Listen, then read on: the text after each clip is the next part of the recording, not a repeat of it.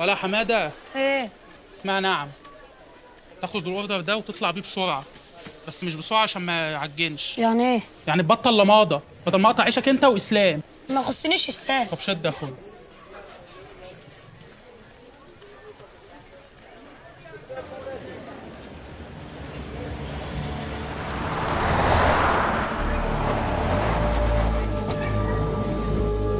دول باين لهم ناس جايه تشاركنا ولا ايه؟ شكلها فرجت من واسع. شوف يا عم باليرمو، مين صاحب المطعم ده؟ أنا يا باشا. مين فيكم المكان ده لازم يتفتش؟ هو يا باشا. ده هو ده. مين فيكم؟ هو يا باشا. هو معاه شيك. هو لابس شيف اهو. امال بياخدوا اللحمه. بياخدوا اللحمه ليه؟ اللحمه فيها ايه طيب؟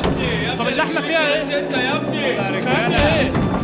احنا عملنا ايه طيب؟ ارفع يلا والله العظيم يا باشا بعد اذنك ايه الكاس بتاعتنا؟ يا تصبر يا ابني. بس يا عم عملت ايه في اللحمه؟ يا جدعان. بعدين يا جدعان استنى يا باشا عم. طب سيب الكراسي دي بعد اذنك يا باشا. الكراسي دي بتاعتنا. يلا هات انت يا عم استنى كده طيب. استنى.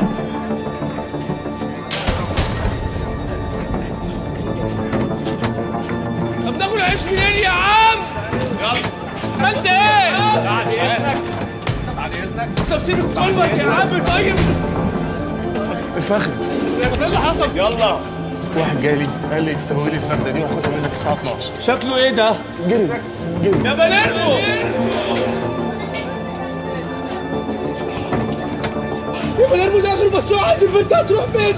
نبدا تاني يا استاذ. لا والله العظيم ما هسيب الحاجة. خلاص يا استاذ تعالى. سيب الكرسي يا عم.